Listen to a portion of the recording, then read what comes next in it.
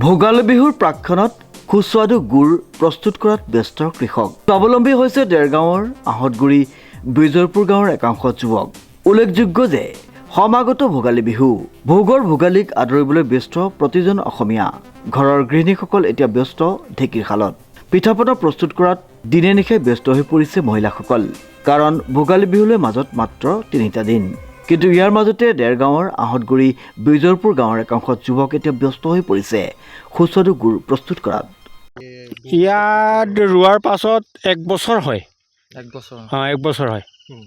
1 বছৰৰ মূৰত নিজে মানে পদ্ধতি কৰি সেই গুড়টো উলিয়াওঁ আৰু। অঁ কেনেকুৱা ধৰণৰ আপোনালোকৰ এই গুড় ধৰক থলুৱাভাৱে? আমাৰ থলুৱাভাৱে মানে এনেকুৱা হয় যে আমি একো মেডিচিন চেডিচিন নহয় আৰু আমাৰ নিজ যিমানখিনি হয় 12-13 ঠিংমান ৰস উলিয়াই তাৰ খুব বেছি 1.5 আঙুৰমান থাকেগৈ এই যিটো পকাই থকা এই কেৰাহীখনত তাকে হয়, কিন্তু 1.5 টিং বা 1 টিং হয় টোটেলি। মাঘ বিহু এই সমাগত অহা মঙলবাৰে মাঘ বিহু তাৰ আগমুহূৰ্তত আপোনালোকে গুড় পেৰাত অত্যন্ত ব্যস্ত হৈ পৰে। অন্ততঃ ব্যস্ত হৈ পৰে। অনুভৱটো জানিব বিচাৰিম। আমি এটাই কথা, বিহুৰ সময়ত চবকে গুড় লাগে।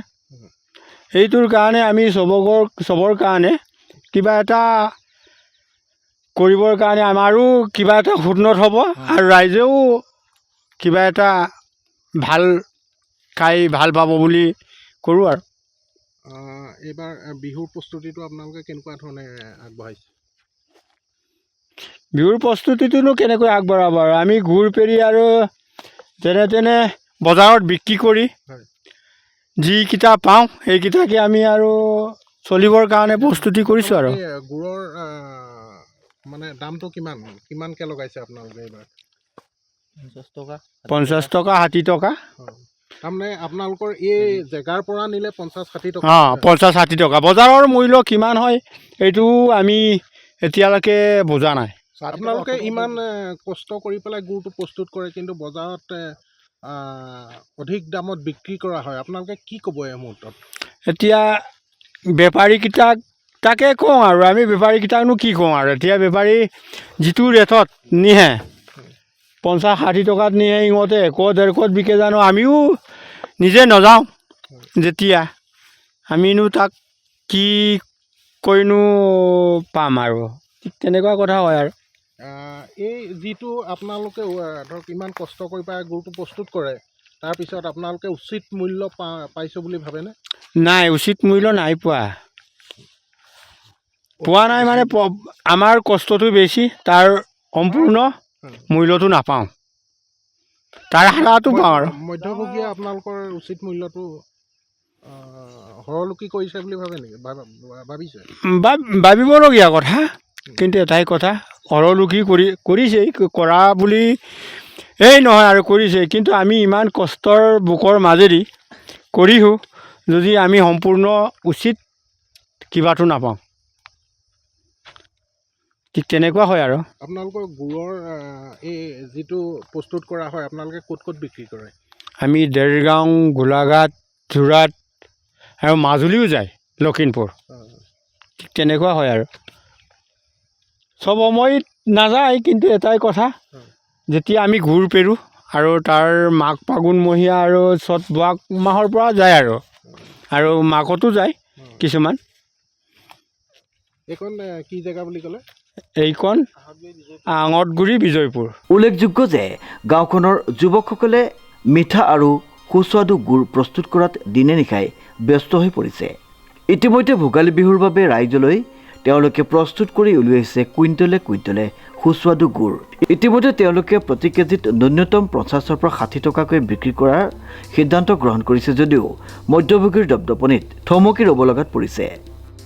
বহুত দিনৰ মানে এনেকুৱা হয়, আমি প্ৰথম গুড়টো প্ৰস্তুত কৰিবলৈ যাওঁতেনে প্ৰথম কুঁহিয়াৰটো মাটিটো হাল বাই চাহ কৰিলোঁ, আৰু কুঁহিয়াৰটো নতুনকৈ কাটি পেলাই তাৰ আগটো আনিলোঁ, আগটো আনি আমি থনাই তাত যেতিয়া গজালি অহাৰ পিছত আমি বস্তুটো এইটো হাল বাই চাহ কৰাৰ পিছত এইটো নাঙলত ফাল দি এটা বেলেগ ফাল দি পেলাই শিয়লো মাৰিলোঁ।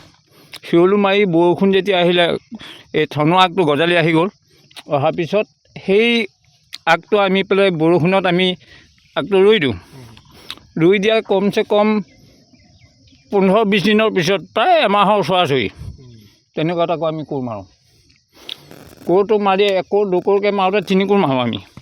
3 কোৰ মৰাৰ পিছত তেতিয়া তাৰপিছত আমি একো নকৰোঁ আৰু কুঁহিয়াৰ ডাঙৰ হ'ব।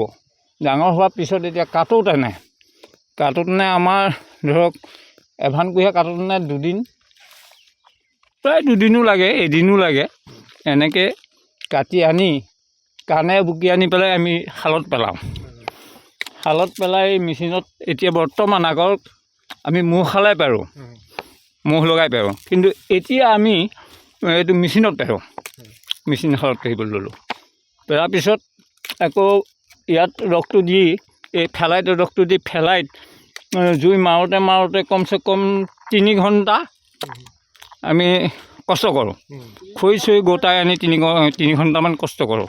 কৰাৰ পিছত গুড় ক্ৰমান্বয়ে হৈ আহে। হৈ অহাৰ পিছত ইয়াৰ প্ৰথম গেদেৰি উঠিব। তাৰপিছত গেদেৰিটো উঠোঁতে বহুত গেদেৰি কাটিব লাগে, মানে কাটি চফা কৰিবলৈ যাওঁতে কাণটো চুৰুকি গোটেই গেটটো গুচাই পেলাব লাগিব। গুচাই পেলোৱাৰ পিছত অট'মেটিক নিজে ফুট এটা আহিব। জাকি উঠাৰ পিছত জাকি মাৰোঁ, জাকি মৰাৰ পিছত এটা ফুট আহিব। সেই ফুট অহাৰ পিছত ক্ৰমান্বয়ে ফুট অহাৰ পিছত আমি ঘুটনিডালত অলপ চিনি পাওঁ যে যেতিয়া ঘুটনিডাল দাঙি দিয়া যায় তাত সূতা কাটে। সূতা কাটিলে তেতিয়া আমাৰ গুড়টো হ'ল বুলি আমি নমাই তাক চেঁচা হ'বলৈ দি কিছু সময় পিছত ঘুটনি মাৰোঁ। ঘুটনি মাৰি হয় ঢেলা ভৰাওঁ, নহয় টিঙত ভৰাওঁ, নহয় সৰু বাতি ভৰাওঁ। এইবাৰ ইমানেই। বিহু পালেহি, অহা মঙলবাৰে মাঘ বিহু। হয়। এই বিহুৰ কাৰণে আপোনালোকে যিখিনি গুড় প্ৰস্তুত কৰিছে, অনুভৱটো জানিব বিচাৰিম। ইমান কষ্টৰ মূৰত, ধৰক বছৰেকীয়া ইমান কষ্টৰ মূৰত গুড় প্ৰস্তুত কৰি ৰাইজলৈ উলিয়াই দিছে, হয়, আপোনালোকে কিমান লাভান্বিত হৈছে এই খেতিৰ মাজে? লাভান্বিত কোনোবা এক বছৰ আমি লাভান্বিত হওঁ, যথেষ্ট লাভান্বিত হওঁ। এভান গুড়ত আমি হয়তো 1500, 2000 ইমানটো পইচা পাওঁ। আৰু কোনোবা এবছৰ নাপাওঁ। মানে এনেকুৱা হৈ যায় যে কাষ্টমাৰটো আমাৰ কষ্ট কৰি গোটোৱালে সময়টো সাৰি গুচি যায়। সাৰি গুচি যোৱাৰ পিছত আমাৰ ষ্টকত থাকি গুচি যায়গৈ আৰু। এইবাৰ থলুৱাভাৱে আপোনালোকে গুড় প্ৰস্তুত কৰিছে, হয়। দাম কেনেকুৱা কেজি হিচাপত? দাম এতিয়া বৰ্তমানলৈকে দামটো 50 টকা চলিছে। 50 টকা চলি আছে, কিন্তু আমি গুড়টো বিকা নাইচোন বাৰু। মই কালি 1 ভান পেৰিছোঁ, আকৌ আজি 1 ভান পেৰিছোঁ। পেৰি তাৰপিছতহে আমি চেষ্টা কৰিম বেচিবলৈ। মানে কাইলৈ পৰহিৰ পৰাহে আমি বেপাৰীৰ লগত কথা পাতিম। ঘৰুৱা মানুহে নিব। ক'ত বিক্ৰী কৰিব? এইবোৰ যোৰহাট নিবগৈ। যোৰহাট নিব। গাঁৱলীয়া মানুহেও নিয়ে, 2-1 কেজিকৈ কিনি নিয়ে। আৰু আপোনাৰ ইয়াৰ পৰা বেপাৰী আছে, বেপাৰীয়ে যোৰহাটটো বিক্ৰী কৰেগৈ। বাতিবিলাক যিবিলাক বাতি বনোৱা যায় 2 কেজি 1.5 কেজি, সেইবিলাক তাত লৈ যায়। এই খেতিৰ জৰিয়তে আপোনালোকে পৰিয়াল পোহপাল দিছে? হয়, আৰুনো কিহে দিম, এই খেতি কৰিয়ে আমি এনেকৈ চলি আছোঁ। এইকণ কি জেগা বুলি ক'লে? এইকণ নতুন চাপৰি বিজয়ীপুৰ। আপোনাৰ কিমান বছৰ হ'ল এই খেতি কৰা? খেতি কৰা ইয়াত এতিয়া বৰ্তমান আমাৰ 14 বছৰ হৈছে। যি সময়ত গুড় প্ৰস্তুতৰ নামত একাংশ কৃষকে বৰ বিসদৃশ গুড় প্ৰস্তুত কৰি বিহুৰ প্ৰাক্ষণত অধিক মুনাফা অৰ্জন কৰিবলৈ চেষ্টা কৰিছে, ঠিক সেই সময়তে গাঁওখনৰ যুৱক তথা কেইবাজনো জ্যেষ্ঠ ব্যক্তিয়ে অতি কষ্টৰে প্ৰস্তুত কৰিছে সুস্বাদু গুড়। প্ৰশান্ত গায়নৰ এক বিশেষ প্ৰতিবেদন, নিউজ নাও।